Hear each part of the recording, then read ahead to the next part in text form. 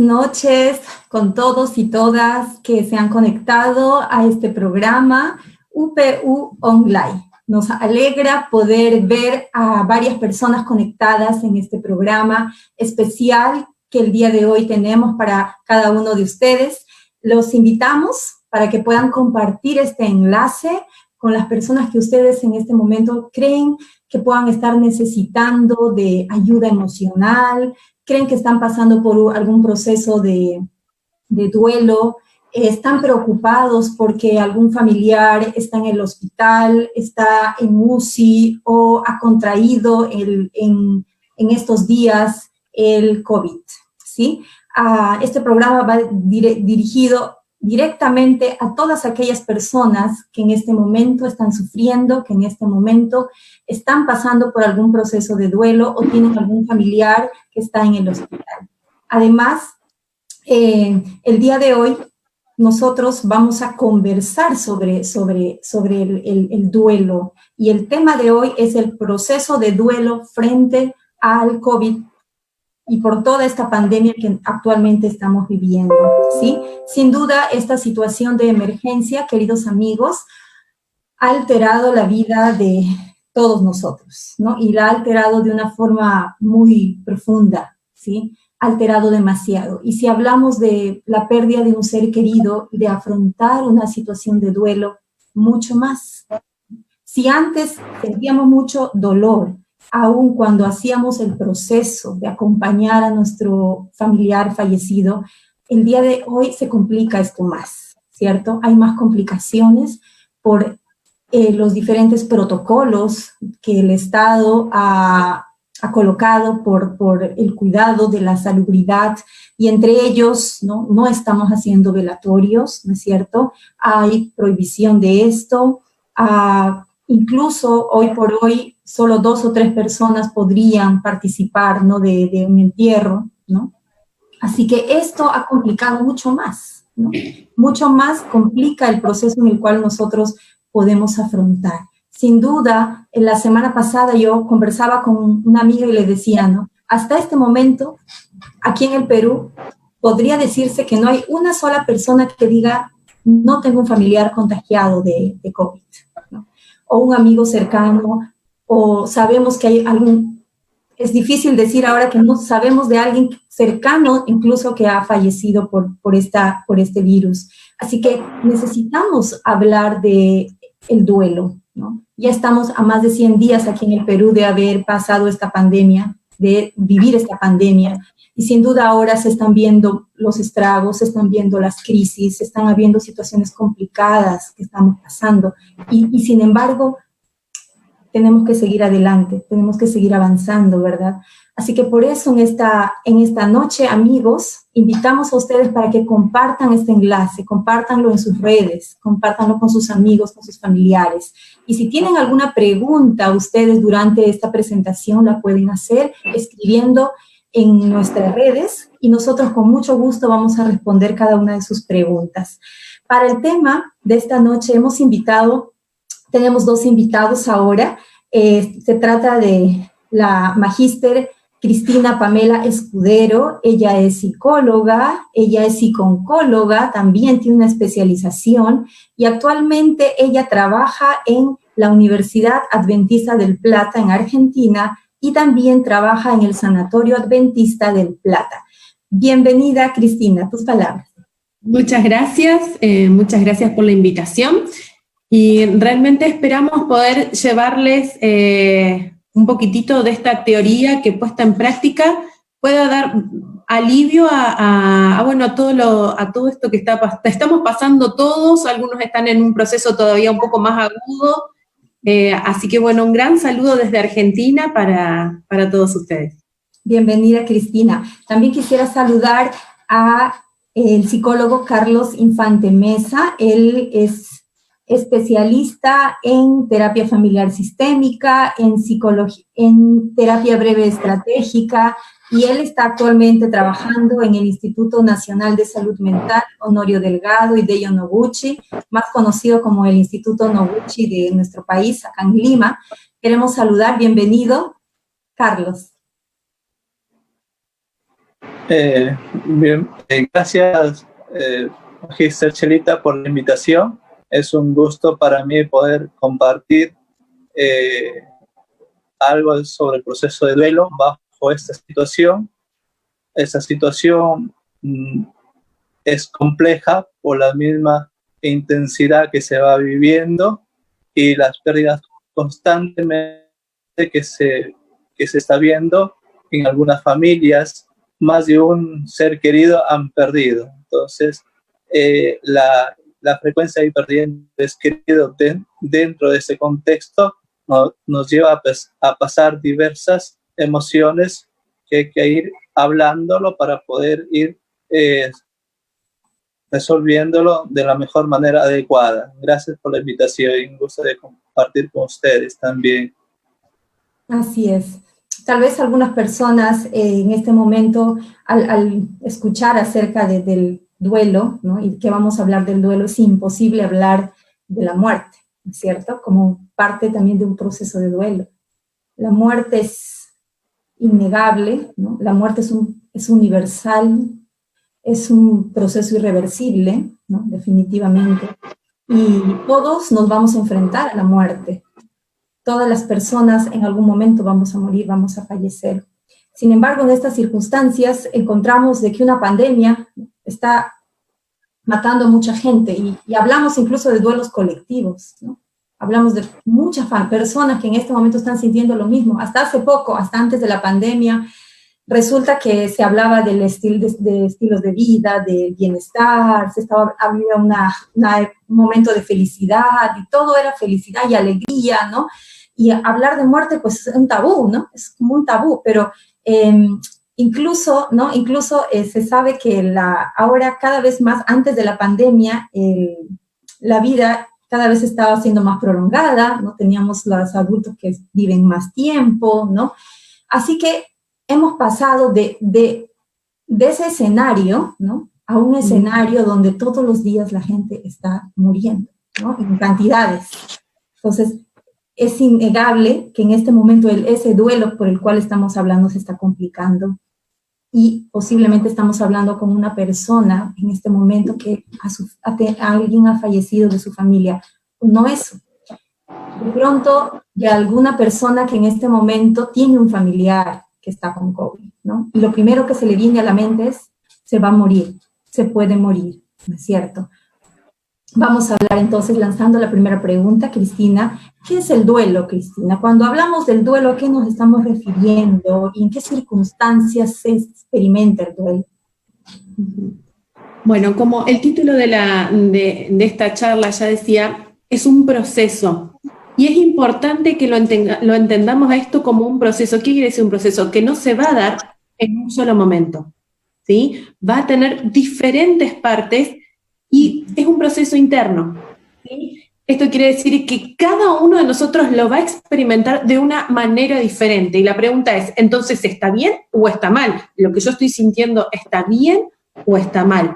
Primero, y esto que vos decías, Chelita, por ahí en las familias tenemos diferentes pérdidas, y cuando hablamos de pérdida, por ahí se entiende la muerte, pero no solamente experimentamos duelo cuando hay una muerte, experimentamos duelo cuando hay una pérdida de trabajo, experimentamos duelo cuando hay una ruptura amorosa, experimentamos duelo cuando nos tienen que amputar un brazo, una pierna, algún miembro del cuerpo, ¿sí? Entonces, chicos, les digo chicos porque así me refiero a mis alumnos, disculpen, yo no quiero ofender a nadie. Pero yo quiero que antes de adentrarnos de lleno a esta problemática que es el duelo, podamos en nuestra cabeza ir pensando esta pandemia, ¿sí? Que no es algo que nosotros queríamos, no es algo que nosotros pedíamos, como bien dijo Chelita, estábamos todos hablando de cómo hacer para prolongar nuestra vida, qué estilo de vida, qué caminata, qué sol, qué demás, y de repente la realidad de todos ha cambiado. A mí me gustaría que nosotros podamos seguir transitando esta pandemia como una gran escuela, como una gran universidad, donde lo que yo voy a aprender, lo voy a tomar para poder crecer. ¿Sí? Entonces, lo que nosotros vamos a hablar hoy de duelo acá no solamente me tiene que servir para mi situación ahora, sino, chicos, que yo lo pueda poner en práctica el resto de mi vida. Y algo habré aprendido de esta pandemia. Entonces, comenzando, es un proceso, y es un proceso interno, ¿sí? Y es un proceso donde se produce ante la pérdida, ante una ruptura. Si yo les pregunto, cuando nosotros rompemos algo, cuando me rompo un brazo, me rompo una pierna, me corto, se produce una ruptura. ¿Y eso produce qué? Dolor, ¿sí? Dolor. Y dependiendo dónde y cómo me haya cortado, me va a producir más o menos dolor. ¿Ah?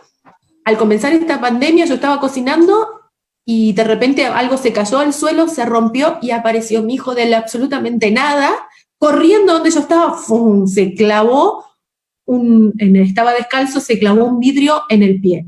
Bueno, gritaba mucho porque le dolía mucho. Pero por ahí, capaz que si yo apenas me pincho, me produzco una ruptura de piel, pero no duele tanto. Entonces, mucho del transitar este dolor va a tener que ver con la cercanía que yo tenía con la persona, con lo irruptivo. ¿Qué quiere decir esa palabra difícil? Lo irruptivo vino en un momento donde yo no lo esperaba. Como dijo Chelita, estábamos todos hablando de salud y de prolongar la vida y de repente, yo que venía corriendo, que venía caminando, que tenía una dieta saludable, estoy enferma, ¿sí? Entonces esto me produce un desequilibrio muy grande, una ruptura. No sería lo mismo de pronto si tengo un familiar que es adulto y está enfermo, por ejemplo, de diabetes, que sé que está en proceso ya de deterioro, que de pronto tengo 40 años, porque 40 o 50 y me da COVID y de pronto a 2, 3 días ya no está mi familiar, ¿no? A eso te estabas refiriendo, a esos momentos. Exactamente. Sí, porque a ver, cuando una persona que ha contraído COVID era una persona que ya estaba en un proceso muy deteriorado de su enfermedad, nosotros medianamente veníamos pensando que esto era una posibilidad, pero el duelo se hace mucho más profundo, duele mucho más cuando me toma por sorpresa, ¿sí? Como puede ser una persona, o como está pasando mucho los médicos jóvenes que han contraído la enfermedad, ¿sí? Entonces, interno, cada uno de nosotros lo va a experimentar de una manera diferente, y esto es importante que nosotros respetemos en la familia.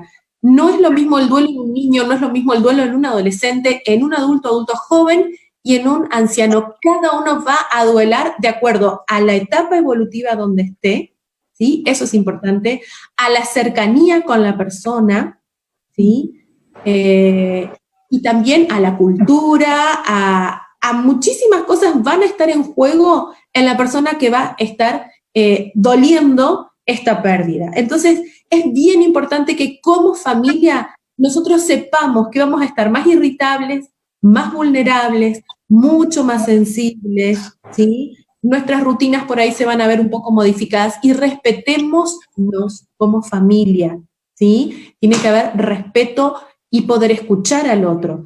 Otra de las cosas que suele ser muy importante en este proceso interno de cada uno, poder hablar de nuestras emociones.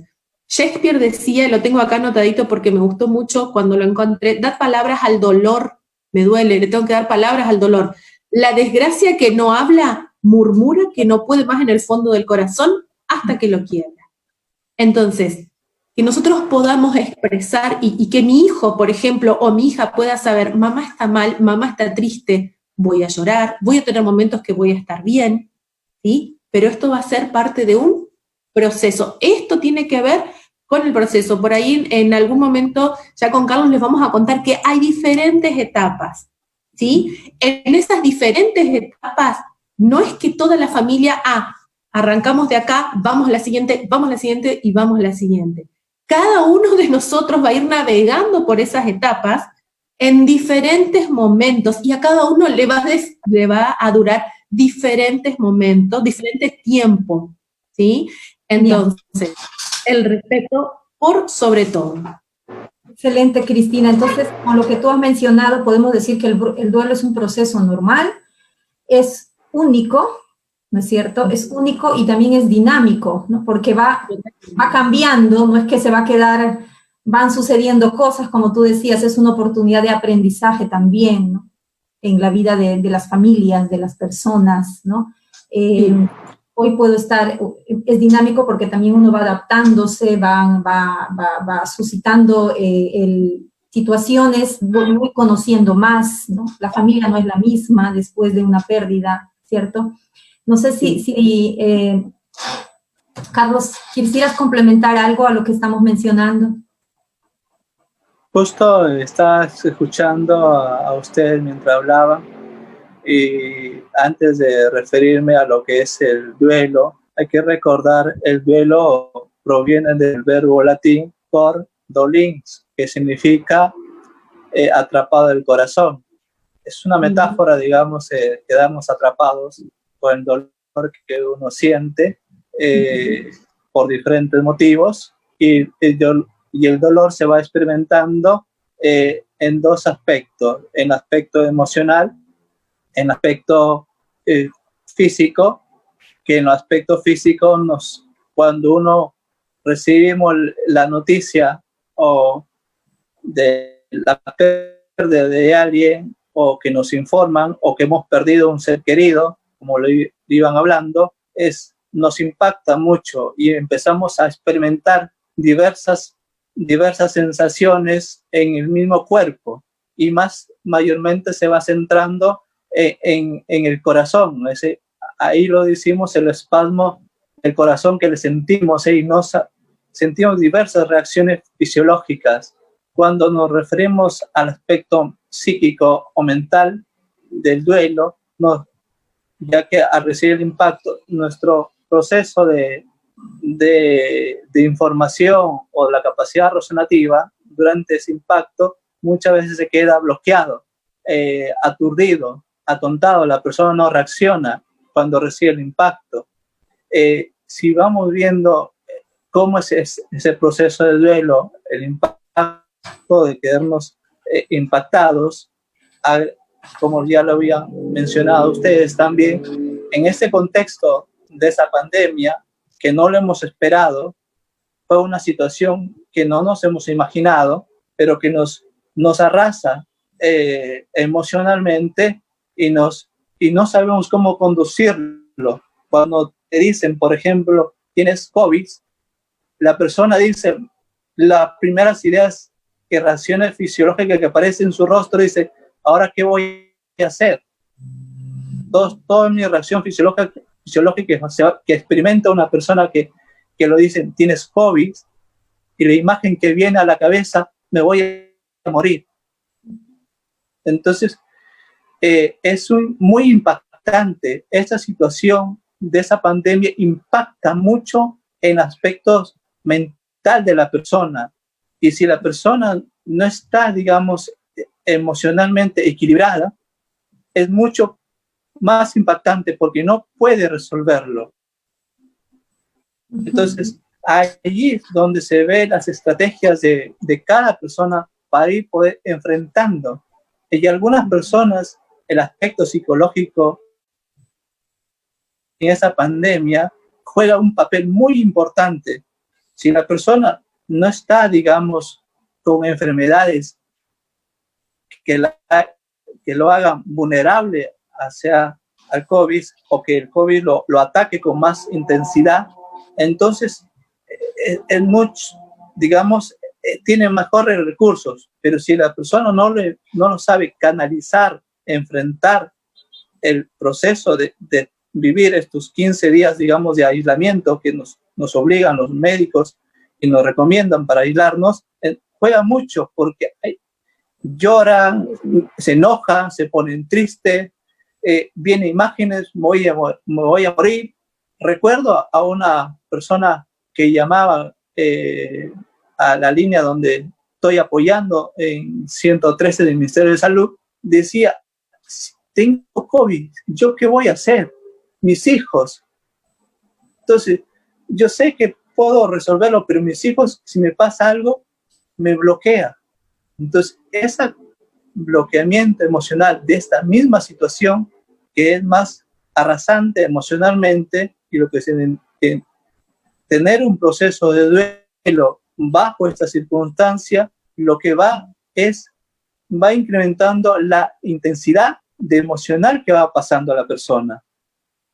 Entonces, es muy importante que nosotros podamos manejar las emociones, como decía la colega, cómo canalizo esas emociones, cómo voy exteriorizando hacia afuera.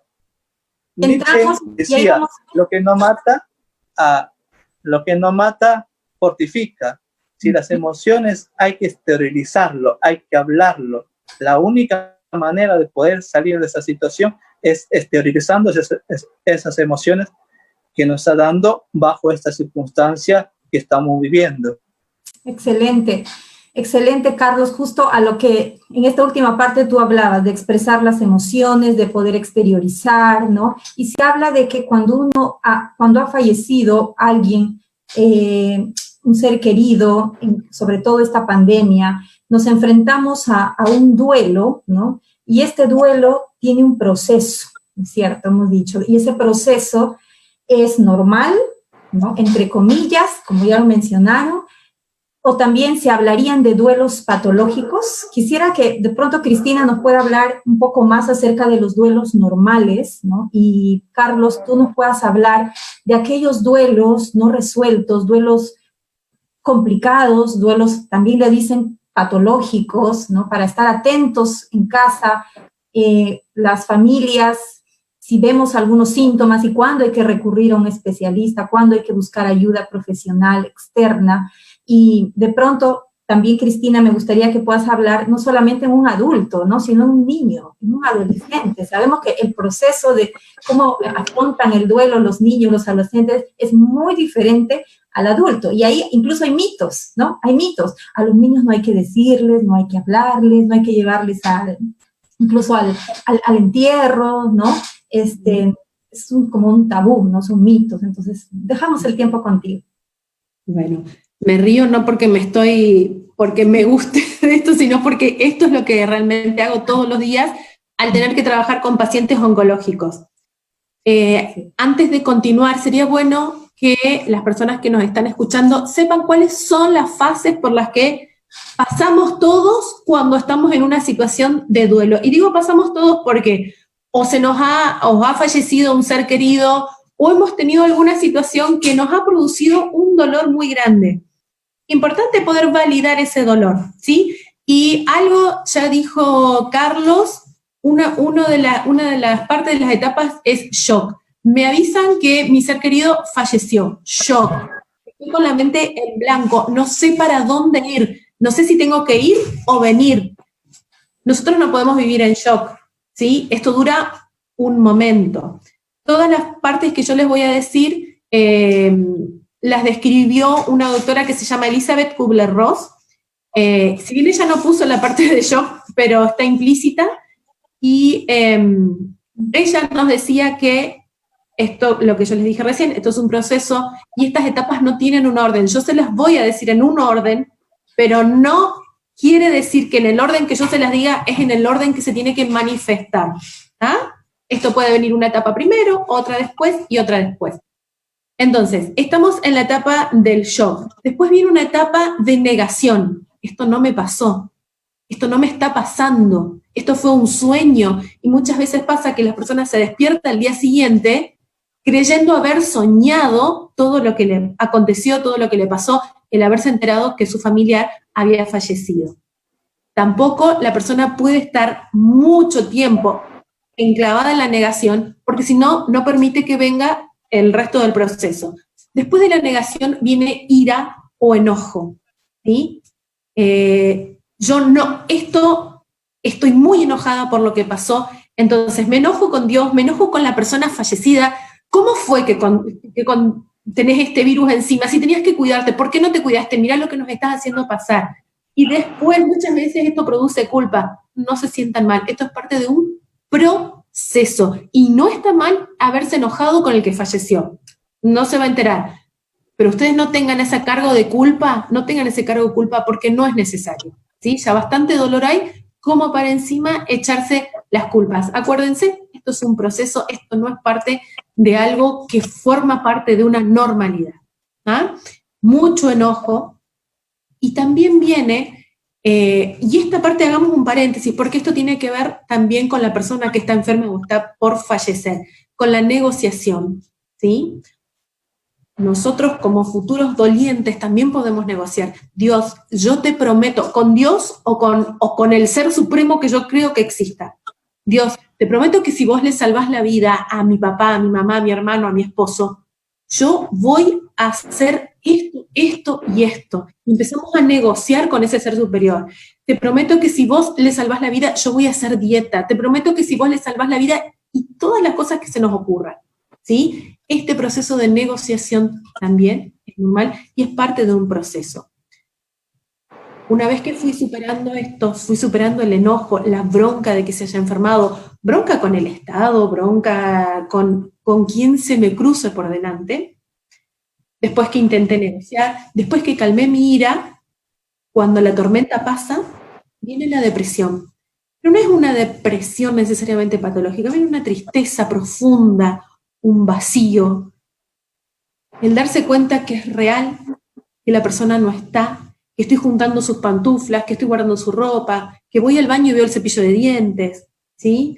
Esa tristeza, ese vacío, esas ganas de llorar. Acá la persona puede tener ganas de llorar mucho, o mucho apetito, o nada de apetito, ganas de no bañarse, de no levantarse de la cama, ¿sí? Esto es normal, no por normal quiere decir que voy a dejar riendas sueltas y no me voy a bañar por meses, o voy a comer muy mal, ¿sí? Ya Carlos les va a decir lo importante que es que tratemos de mantener igual una higiene, una comida saludable.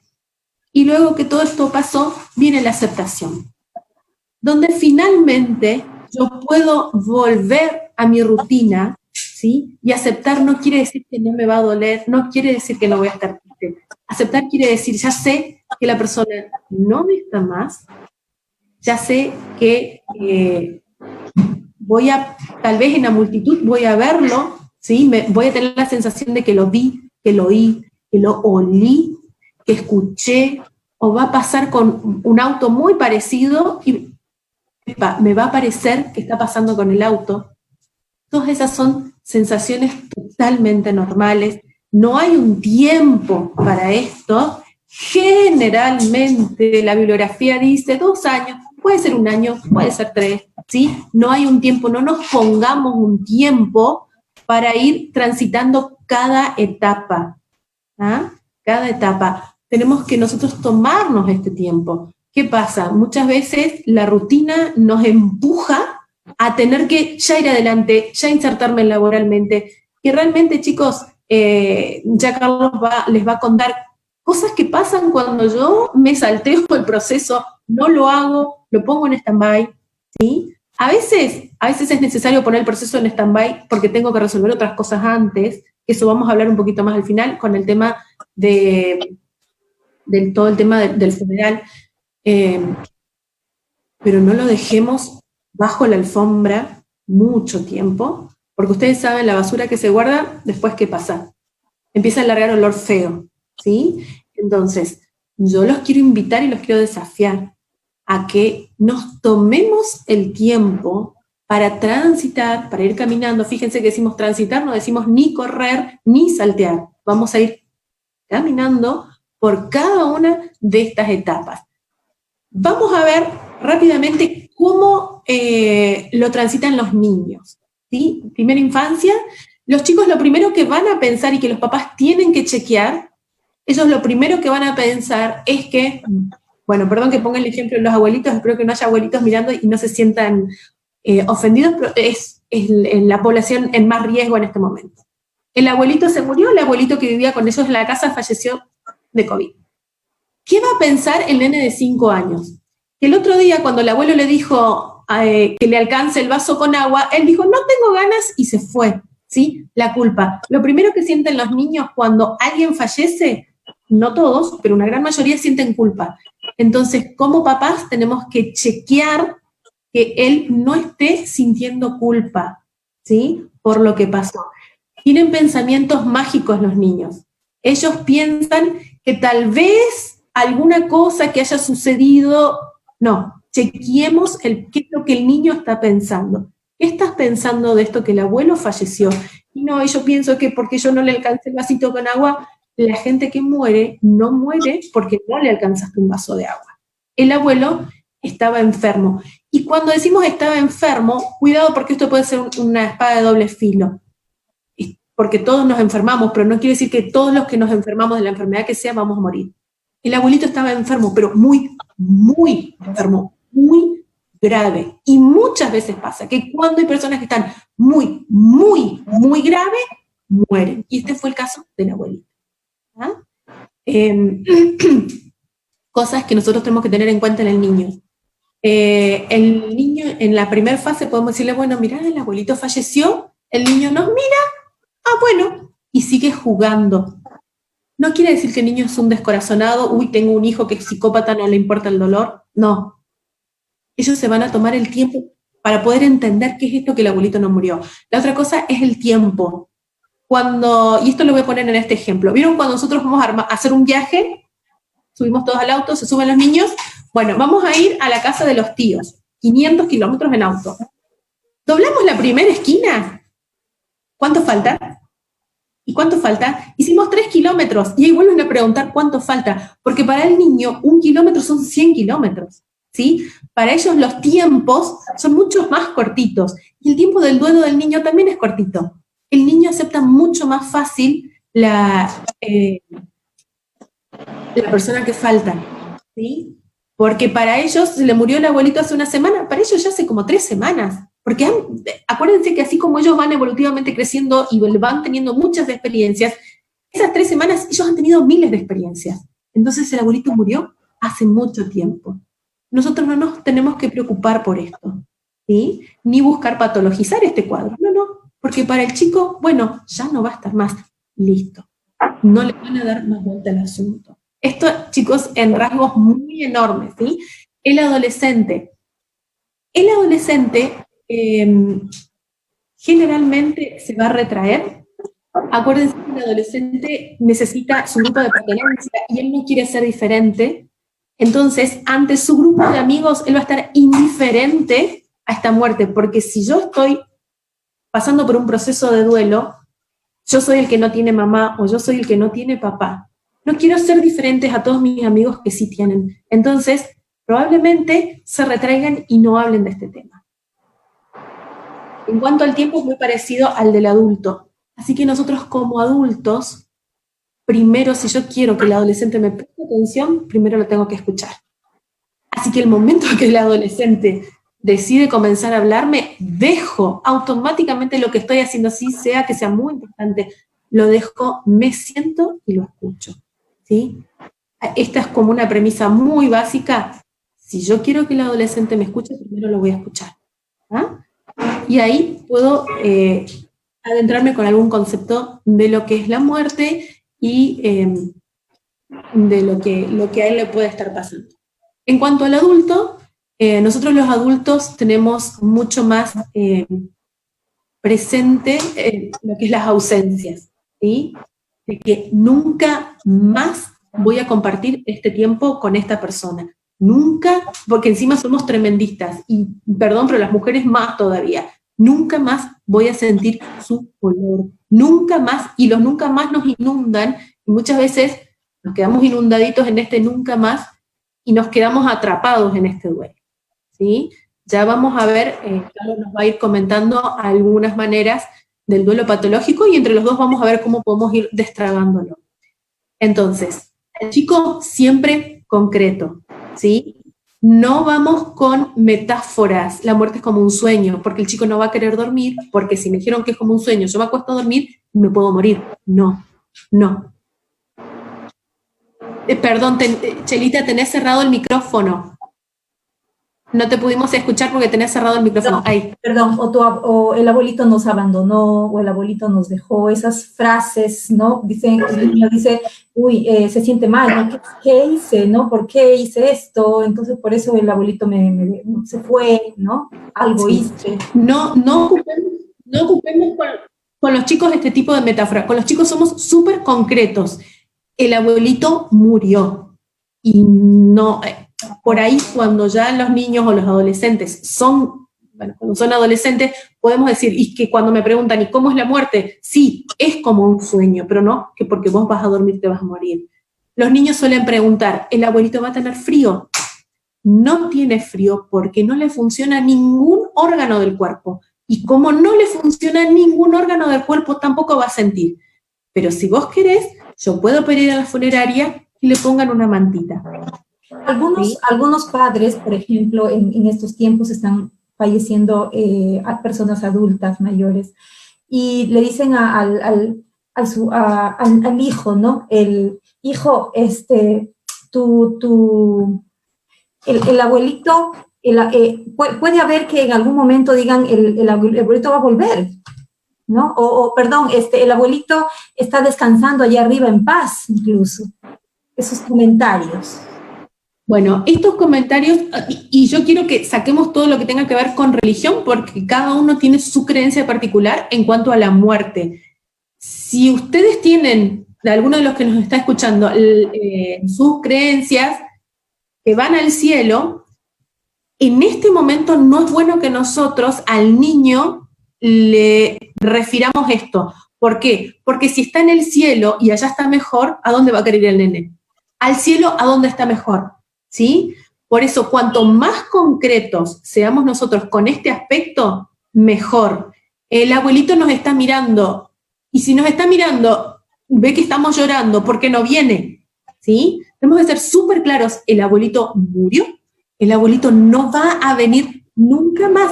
Parece cruel, parece duro, pero es lo que el tipo necesita para organizar su cabeza. Ustedes acuérdense que algunos papás esperan que pasen los días, ¿no? Y no quieren decirle a sus niños pequeños, no les quieren decir. ¿Qué opinas tú de eso? Totalmente en contra. ¿Por qué? Porque lo que yo no digo, y vuelvo a lo de la imaginación, el chico se está imaginando cosas horrorosas y espantosas. Siempre. Y esto va para el niño, para el adolescente, para el adulto y para quien sea que sea la persona afectada por el proceso de duelo. La verdad, siempre, siempre, en las dosis que cada uno pueda, de acuerdo a su edad, digerir, pero siempre la verdad, absolutamente. No hablar a escondidas, perdón por ahí si me estoy adelantando alguna parte antes que pasemos a lo del patológico, hacer parte a los niños y a los adolescentes en este proceso, ¿sí? Ellos tienen que ser parte. Por ejemplo, en adolescente, mira, no podemos ahora ir a la funeraria, pero ¿qué te parece si me ayudas y hacemos una videollamada con los familiares más cercanos? El adolescente que está a full con toda la tecnología, hacerlo parte y pedirle que nos ayude y que sea nuestro sostén técnico en este funeral online que vamos a hacer, ¿sí? A hacer parte a la familia de esto, no callar, no cerrarnos, no encerrarnos para llorar. Ahora, papás, mamás o los que estén escuchando, que tengan gente a su cargo. Si ustedes son los principales cuidadores o los que están a cargo, no quiere decir que no deban llorar. Lo que sí, la altísima recomendación es que no tengamos desbordes emocionales. Prohibido, y esto sí, prohibido los desbordes emocionales ante los niños y los adolescentes. Esta cosa compulsiva de me tiro al suelo y grito y lloro. No, porque no te hace ni bien a vos, no le hace bien a nadie y tampoco lo vamos a traer a la persona que falleció. Quiero llorar, necesito llorar muy fuerte. Cuando necesito eso, me voy a mi habitación, pongo la cara en la almohada y ahí lloro fuerte, ¿sí? Pero tengamos cuidado con estos desbordes emocionales porque no le hacen bien a nadie. ¿Ah? Excelente, Cristina. Muchas gracias por esta primera parte, ¿no? Hablando del proceso de un duelo normal y de algunas recomendaciones para papás. Carlos, ¿y cuándo estaríamos hablando de un duelo patológico, ¿no? De un duelo que necesita de ayuda profesional? ¿Cuáles serían esos indicadores importantes que habría que tener en cuenta para poder ayudar a ese familiar o poder buscar la ayuda externa porque ese duelo no está siendo bien procesado? Bien, hay que ir empezando explicando acerca del proceso de duelo. Como ya le explicó la colega Cristina,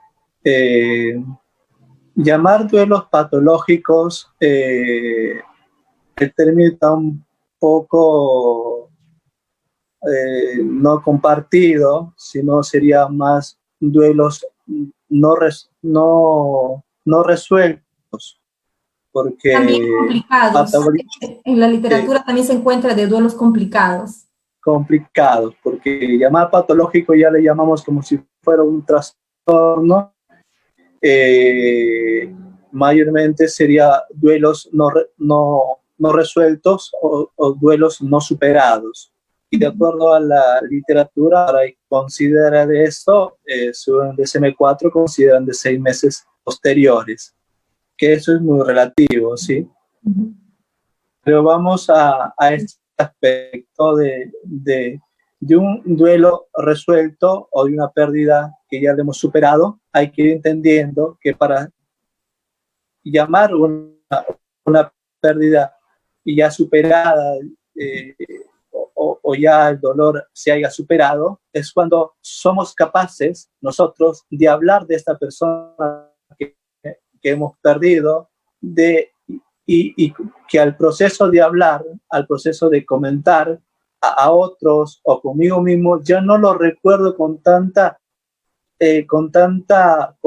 dolor, con tanta amargura, con tanta angustia, sino que lo recuerdo, sí duele, pero ya no es como el momento que se vivió. Entonces, si partimos de esa primicia, que al hablar de un duelo, de esa carga emocional, que al hablar de esa persona perdida, y ya no nos duele, ahí consideramos que el proceso de duelo se ha resuelto. Pero si no se ha resuelto, si no se ha podido manejar, entonces sí lleva a ciertos problemas de la salud mental, que la persona que no ha podido resolver adecuadamente con las etapas que ha pasado, que bien ya la ha descrito nuestra colega también. Entonces, tiene los procesos. Los adultos también pasan por casi las mismas etapas, pero la sintomatología que pasa a veces va variando, ¿sí? Cada persona va variando.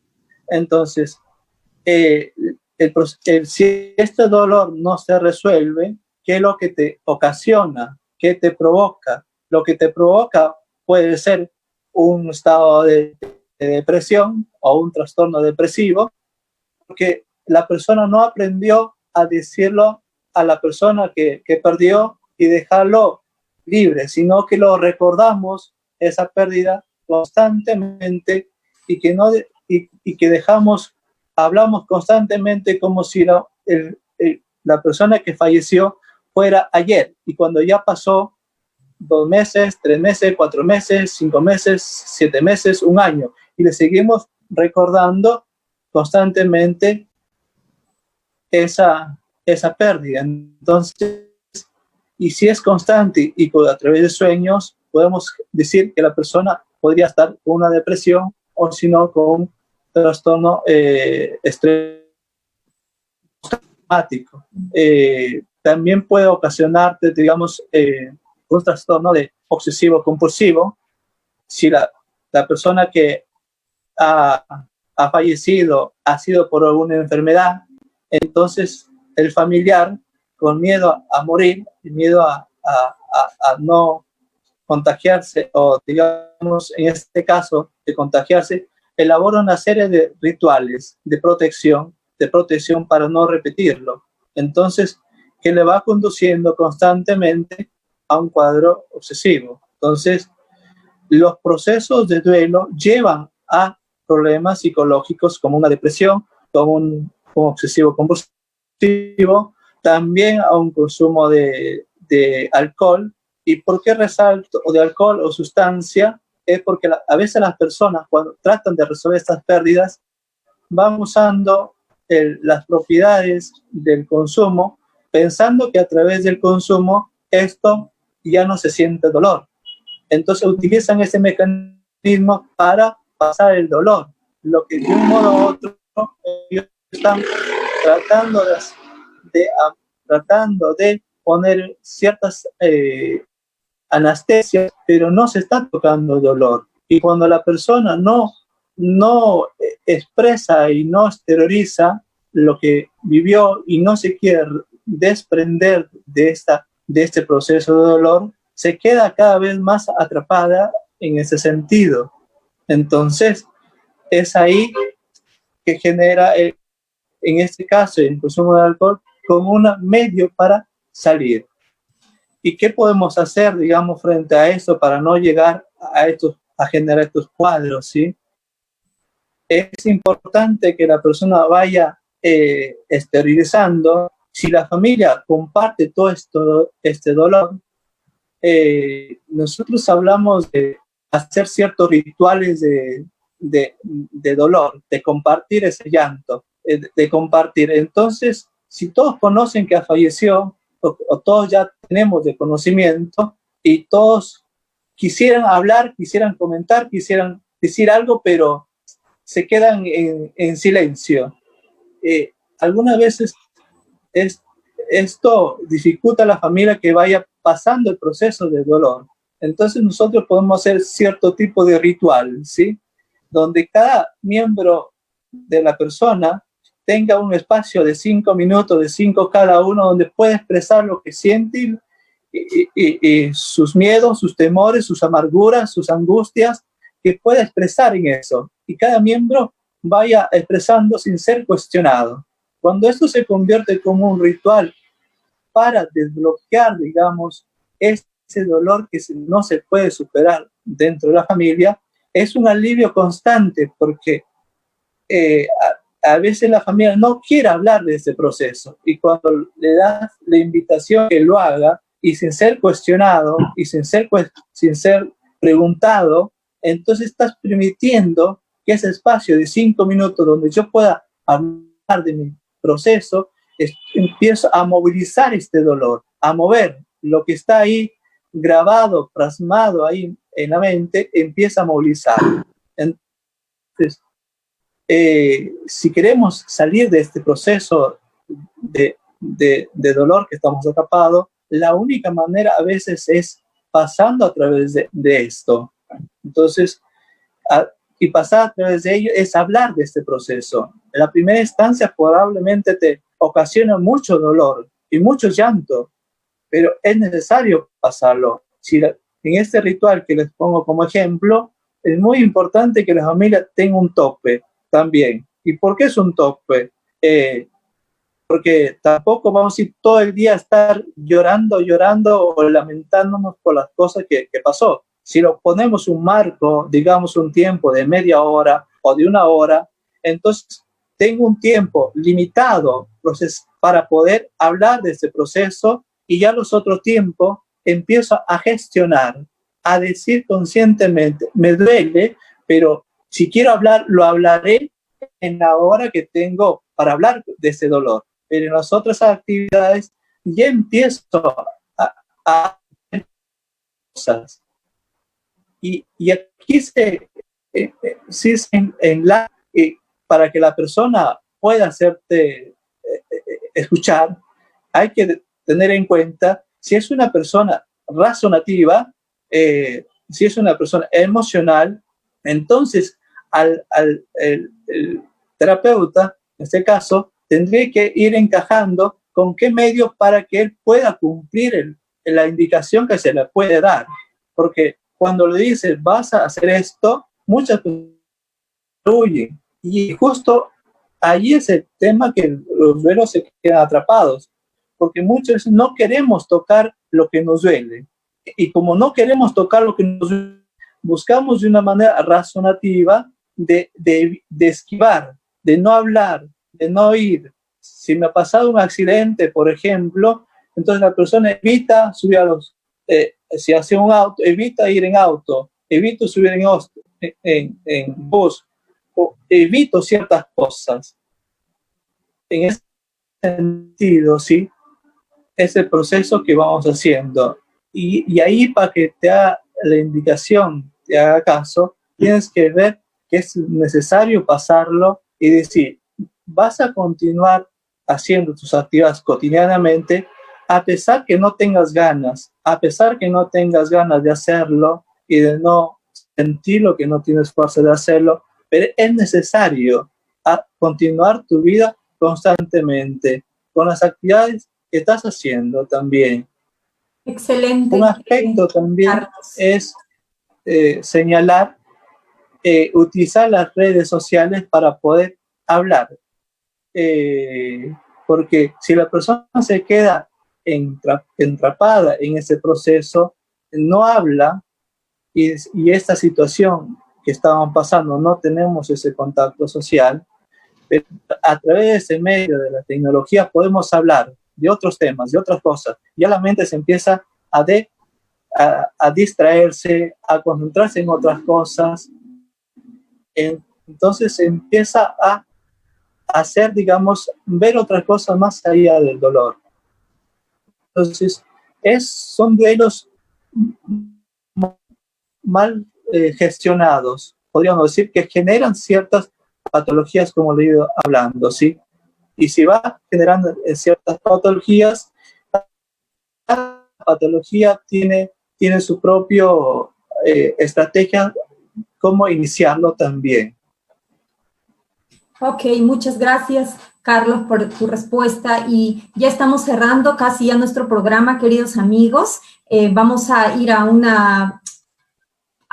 un video publicitario donde ustedes van a poder escuchar algunos consejos justamente sobre lo que se está viviendo en la actualidad, y luego vamos a terminar con algunas recomendaciones, algunos consejos de qué es lo que deberían hacer las familias que han tenido una pérdida después de estos días de cuarentena. Ahora vamos a poder salir poco a poco, ¿no? ¿Deberíamos hacer algo? ¿Qué deberíamos hacer? Esa es una pregunta que vamos a responder. Y finalmente vamos a responder también si tengo un familiar que en este momento está mal, ¿no? Por COVID o por otra enfermedad, ¿cómo podemos prepararnos para la pérdida? ¿Cómo prevenir? ¿Cómo prepararnos para afrontar esto? Así que vamos a la pausa ahora.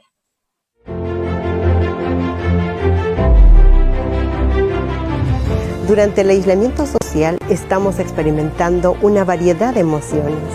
Tristeza al escuchar las noticias, llanto al enterarnos que perdimos a un ser querido, estrés por los cambios que estamos experimentando, emociones encontradas, soledad, miedo, ansiedad e incertidumbre. Frente a todo esto, si queremos conservar nuestra salud mental, debemos de perseverar en enfocarnos en el lado bueno, valorando lo que tenemos. No podemos cambiar lo que está sucediendo, pero sí podemos levantarnos a nosotros mismos y hacer de este tiempo una oportunidad.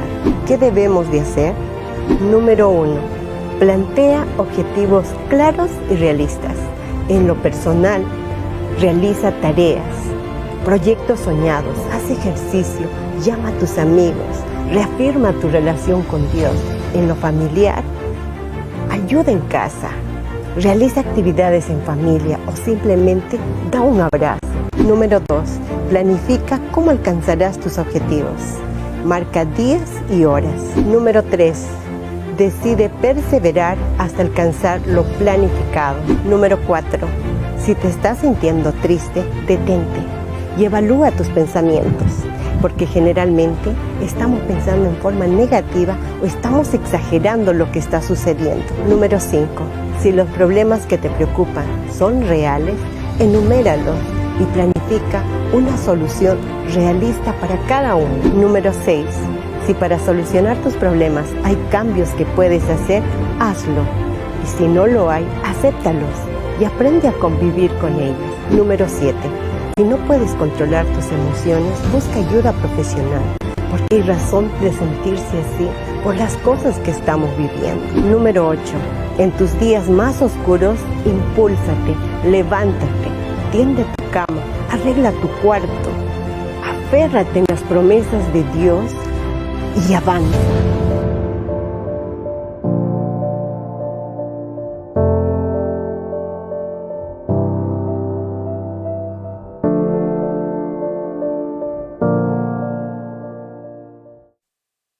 Gracias nuevamente por estar en este programa. Esperamos que nos sigan viendo en los siguientes programas para incluso compartirnos aquí en las redes los temas que les gustaría seguir tratando. Hay una pregunta que hemos seleccionado de ustedes que han realizado. ¿Cuáles serían las implicancias psicológicas de no haber despedido tradicionalmente a la persona fallecida? ¿Hay alguna implicancia, algunas consecuencias psicológicas de esto? Bueno, permiso, Carlos, si me permitís, puedo comenzar.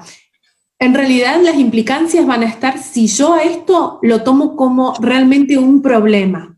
Acuérdense que nuestra cabeza va a reaccionar de acuerdo a lo que nosotros le decimos. Si yo le estoy diciendo a mi cabeza que esta va a ser una situación crítica, que esto va a ser traumático, lo único que va a pasar es que va a ser traumático.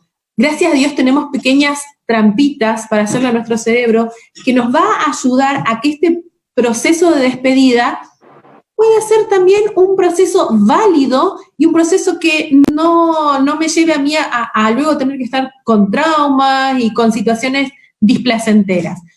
Por ejemplo, concretamente, trabajamos mucho acá, por lo menos en el servicio de oncología, con cajas del recuerdo, ¿sí? Como no podemos despedir al familiar, vamos a ver que cada uno traiga algún recuerdo, ¿sí? Y que, por ejemplo, ¿se acuerdan que yo les dije que tenemos que hacer parte a los niños y a los adolescentes? Piden a los niños que nos ayuden a confeccionar una caja del recuerdo, donde voy a traer, no sé, el pañuelo del abuelo, donde voy a traer el perfume, donde voy a traer algún objeto que quepa en la caja y que eso esté en un lugar especial en la casa, donde mientras estemos en este proceso tal vez más fresquito de duelo, yo pueda ir y oler o tocar aquellos objetos que me recuerden a este ser querido. Lo otro que se puede hacer también es esto que estamos haciendo nosotros, videollamada con familiares más cercanos, con los amigos más cercanos a nuestro ser querido y dar lugar que cada uno cuente alguna cosa que sea significativa para él. Y vuelvo a esto, nosotros no tenemos que hacer de esto algo tétrico, algo doloroso. No se sientan como la familia Adams, como los locos Adams, porque vamos a estar, por momentos nos vamos a reír porque nos vamos a acordar cuando el abuelo, ¿se acuerdan aquella vez cuando dejó los dientes en el vaso de agua? Vamos a tomarle el agua y nos encontramos con los dientes del abuelo. Y nos vamos a reír. Y al ratito alguien se va a acordar de cuando el abuelo lo alzó, los puso en sus brazos y lo hizo dormir, y ahí nos va a dar ganas de llorar. Pero el hecho de que cada uno pueda compartir alguna cosita hace que ese momento especial de despedida al abuelo realmente sea un momento especial, ¿sí? Entonces ahí hicimos participar al chico con la caja de los recuerdos, hicimos participar al adolescente con la tecnología, e hicimos participar a algún adulto moderando el grupo. Eso, por ejemplo, es uno de los ejemplos. Otra cosa es también invitar, si hay alguien que no esté tan afectado, si bien sea cercano, pero no se sienta tan afectado, poder ir diciendo, mira, te voy a pedir que en la medida a que se vaya pudiendo, yo voy a recolectar todos los mensajes que se escribieron por Facebook, que se mandaron por WhatsApp, en un libro, ¿sí? Y entonces ir poniendo los mensajes ahí en un acto de despedida. Lo otro que se puede hacer, otro ritual, chicos, y acá la imaginación puede ir al gusto de ustedes, esto no va a haber algo que va a estar bien o va a estar mal. Por ejemplo, buscar algunos objetos personales, no sé, la camisa preferida, el pantalón preferido, la corbata, ponerlos en una bolsita y decir, bueno, vamos a ir a tal lugar que yo sé que al abuelo le gustaba mucho, vamos a enterrar esa ropa o esos objetos personales del abuelo ahí. Cosa que si yo en algún momento necesito ir debajo del árbol donde el abuelo iba y no sé, se sentaba un rato a la tarde, yo pueda ir y encontrarme simbólicamente con el abuelo ahí en ese lugar, ¿sí? Buscar símbolos. Entonces yo voy a estar diciéndole a mi cabeza, mira, estoy haciendo mi ritual. No es el ritual que tengo por costumbre, pero es un ritual. ¿Por qué? Porque nosotros necesitamos algo concreto, ¿sí? Para saber que la persona no está más. Y el hecho de enterrar, el hecho de guardar, le dice a mi cabeza, estoy guardando esta persona, la estoy dejando en un segundo plano y voy a tener que continuar. Chicos, no esperen que la vida continúe igual, porque ¿saben de qué se trata un duelo resuelto? De poder convivir con ese dolor, como dijo Carlos, el corazón, ¿sí? Es una ventanita, es un ladrillito que sacaron de mi corazón, de ahí por ahí se va a ir filtrando aire, y ese aire a veces va a ser muy frío y me va a hacer doler, y por momentos va a ser un aire cálido que no me va a doler, pero es acostumbrarme a vivir con esa ausencia. Y acá, chicos, no hay remedio, no hay medicación, no hay nada mágico, es tiempo. Entonces, gestionemos bien nuestro tiempo.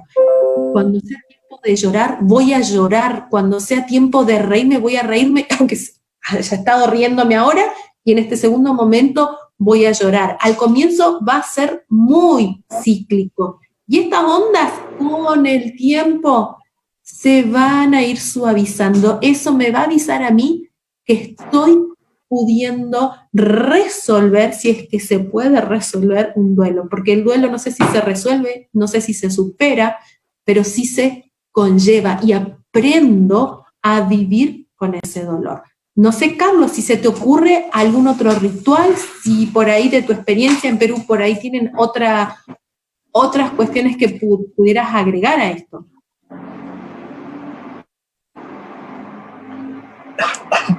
Bien. Quisiera agregar también dentro de los rituales, ¿sí? El ritual de las fotografías, ¿sí? Y si podemos hacer un collage de todas las fotos donde hemos presenciado, hemos estado con ellos, y decirle una cualidad que nos hará de ellos, de la persona fallecida, o también una cualidad que no nos ha gustado también de esa persona, para poder utilizar ciertas cosas, ciertos temas que no le hemos dicho, no le hemos hablado, ¿sí? Entonces, en ese collage se va reviviendo muchas emociones. También otro tipo de ritual también son las cartas de despedida, y que cada uno pueda escribir las cartas y dirigírselo a la persona, las cosas que no se dijo, las cosas que hubiera querido decirlo, y las cosas que me hace mucha falta al irse, ¿sí?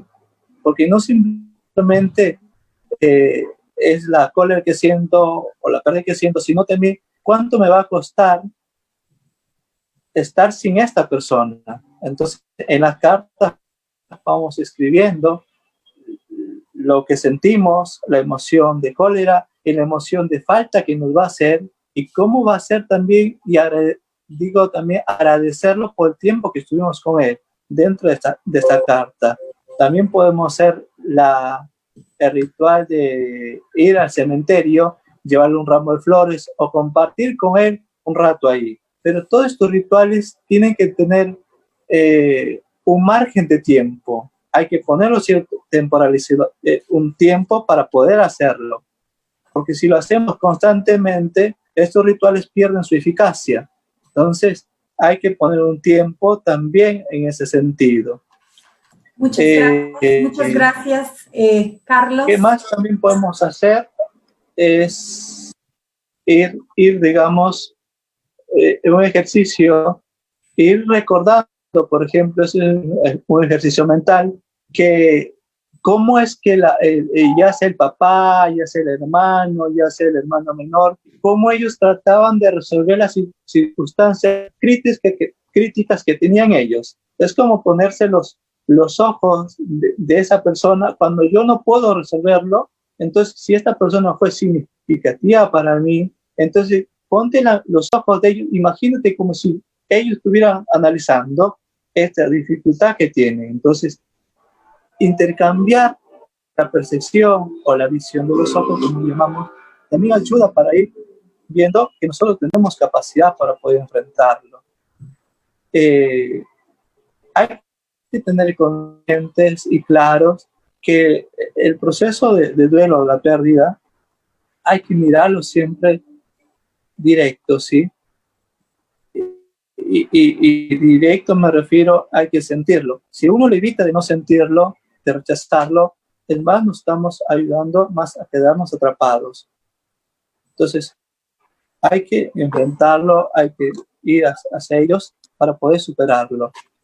En ese sentido, diría mi aporte también, gracias. digamos ahí. Muchas gracias, Carlos, y estamos muy agradecidos a Cristina, a Carlos por esta presentación, por sus experiencias. Sabemos que ustedes...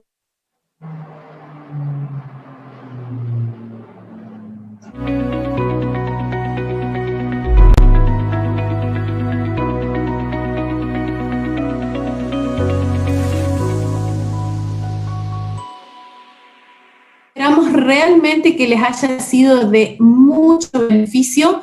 Yo sé que en diferentes lugares se han puesto, no sé cómo le llaman ahí en Perú, nosotros le llamamos en los municipios, las municipalidades, hay números de teléfono a los que ustedes pueden acudir si necesitan algún tipo de ayuda. Pónganse en contacto con los trabajadores sociales de cada lugar, que seguramente los van a poner en contacto con psicólogos de su área, que van a poder prestar la ayuda que ustedes necesitan, ¿sí?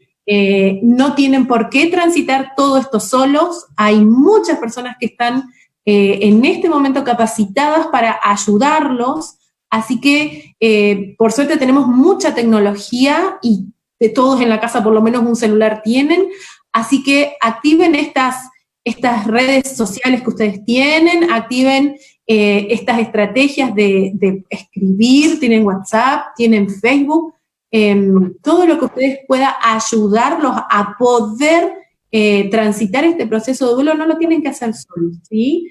Creo que hay muchos profesionales, como sé que hay acá en Argentina, estoy segura que hay también en Perú, para aquel que está pasando por un mal momento y necesita que alguien lo escuche, ¿sí? Así que bueno, gracias Chelita también por esta invitación. Una pequeña dificultad, muchas gracias. Queremos dejarlos con un texto bíblico. El Perú es un país cristiano, es un país creyente, y en momentos difíciles, en momentos de pérdidas, en momentos de tristeza, podemos acercarnos a ese Dios, quien es el único que puede consolarnos, puede ayudarnos en momentos de dificultad. En Isaías 41:13 dice: porque yo, Jehová, soy tu Dios, quien te sostiene de tu mano derecha y te dice, no temas, yo te ayudo. Con esa reflexión, nosotros dejamos este programa. Que Dios los bendiga y nos vemos hasta la próxima semana. Un abrazo.